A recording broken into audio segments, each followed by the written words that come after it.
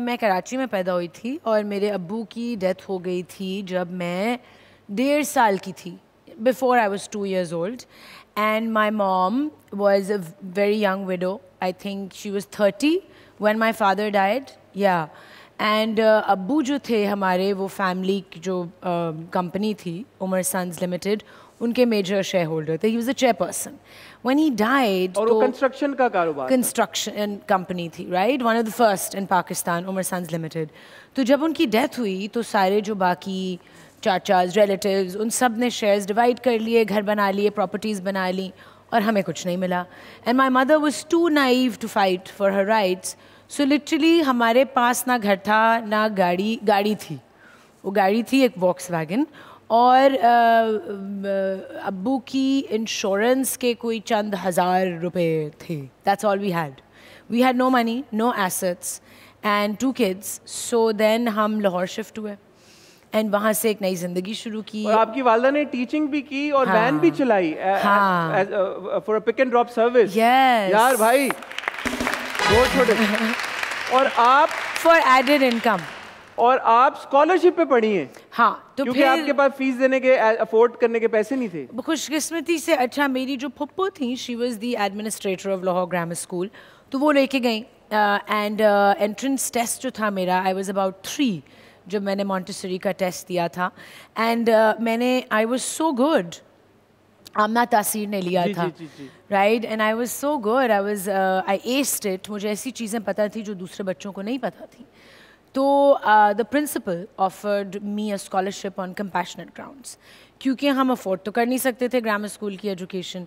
तो उन्होंने कहा, उनका एक कोटा होता है कि जो थोड़े काबिल बच्चे होते हैं या उनको लगता है कि उनकी ग्रेड एवरेज बढ़ेगी उनकी वजह से, और उनको you know, so they give them a scholarship. हर साल होता है. So I got it and I studied in grammar school. And बहुत मुश्किल थे शुरू के, आई वुड से 15-20 साल ज़िंदगी के, बिकॉज बिल्कुल हैंड टू माउथ थे. और अम्मी भी टीचिंग करती थी ग्रामर स्कूल में, मेरे भाई भी ग्रामर स्कूल में थे, और अम्मी ने किसी एक स्ट्रेंजर की मदद से एक वैन खरीदी और वो बच्चों की पिकिंग एंड ड्रॉपिंग करती थी ताकि एडेड इनकम हो, ट्यूशन्स भी देती थी. और इस तरह हम बड़े हुए, और हम अमीरों के साथ बड़े हो रहे थे उनके घरों में. खुद अमीर नहीं थे? खुद तो बिल्कुल भी नहीं थे. खुद तो मतलब कि लिटरली खाने के और रेंट के पैसे बहुत मुश्किल से पूरे होते थे. सो इस बीच में then what did young Ayesha want to be? A painter? A painter. है ना? Yeah, I think I just wanted to be an artist. और या फिर but young आयशा बहुत ओवर अचीवर थी, क्योंकि आपने ये भी कहा एक इंटरव्यू में कि young Ayesha was the best in school. Yeah. Because you come from Karachi और आपका जो entrance test था, उसमें कुछ shells के बारे में आपको पूछा गया and you knew what shells were. I knew what shells were, exactly. But also competitive भी थी, so I wanted to be top of the class, first आना है, second, third आ गए तो depression में चले गए कि कैसे हो गया ये. हाँ, फिर अम्मी भी काफ़ी उनके भी standards of education was like first आना है. So लेकिन young Aisha wanted to do everything. Not just study. Young Ayesha wanted to sing, paint, dance, be on stage. सब करना था मुझे. और young Ayesha ने सब किया भी? और young Ayesha ने सब किया भाई.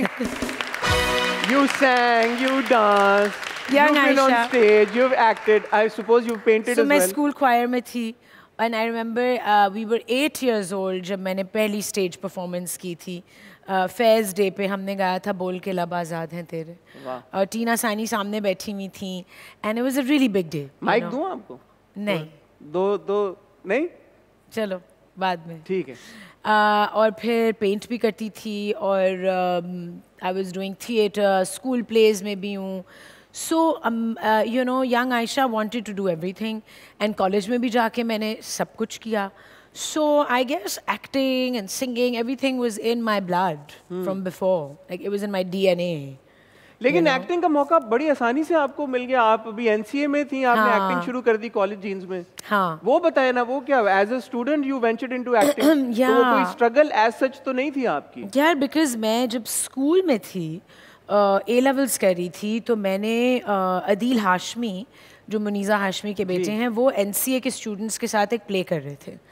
तो उनको एक यंगर एक्टर चाहिए थी, वो मुझे जानते थे. एंड बिकॉज मैंने बचपन में PTV के लिए Muniza Hashmi was the MD of PTV and she was a friend of my papa's. तो मैं एक चाइल्ड स्टार भी थी. मैंने बचपन में छोटे रोल्स किए. एक इंटरव्यू शो होस्ट करती थी मैं. इट वॉज कॉल्ड मेरे बचपन के दिन. अरे वाह. हाँ, आई think I started that when I was 9. और उसमें हमने बहुत बड़े बड़े स्टार्स के इंटरव्यूज किए. जावेद मियादाद 9 साल की उम्र में. हाँ. अरे वाह.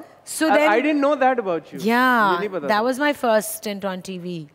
And तो मेरे paychecks तब से आना शुरू हो गए थे. तो वो contribution तो शुरू हो गई थी तब से. हाँ.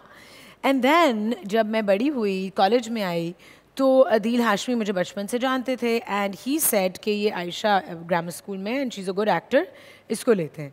तो मैंने अपना पहला commercial theater like in front of a big audience किया था when I was 15.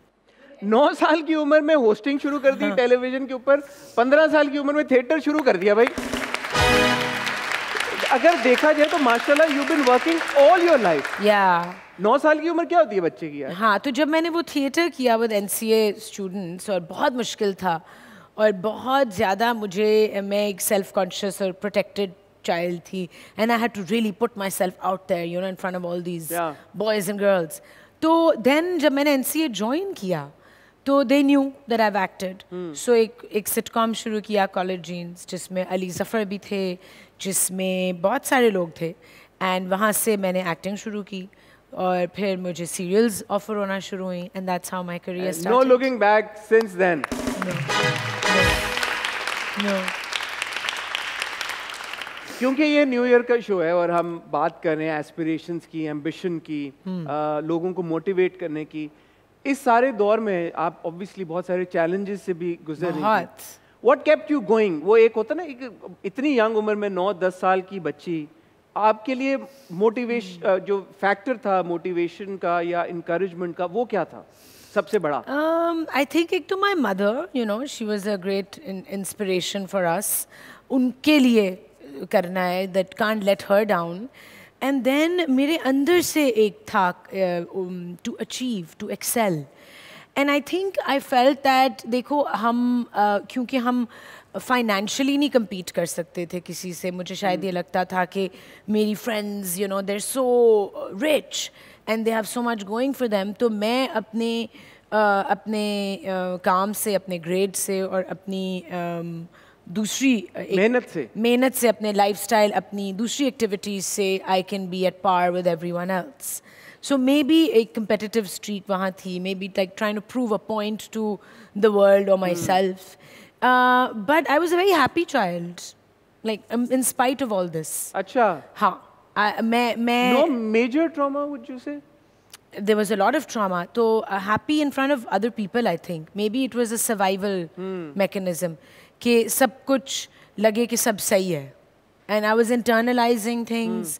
So मेरी friends जब मुझे देखती थी in my childhood, they would say कि हम तुम्हें सिर्फ हंसता देखते हैं. We've never seen you cry. Slam books के end में जब हम एक दूसरे को लिखते थे ना चीज़ें, वो अब नहीं होता वो दैट रिचुअल. एक जब आपकी ईयर बुक होती है, इंस्टाग्राम पे कमेंट आते हैं जो भी आते हैं तस्वीरों के ऊपर. जब लिखते थी, my friends used to be like, please let that smile drop sometimes, because I was just always happy. So I think what kept me going was एक अंदर से मेरे अंदर एक था to be good at stuff, to give my best. So when you started and it making, kept me going. When you started making money, तो आपने खर्चा फिर किन चीजों के ऊपर, आपने क्या चीजें खरीदी?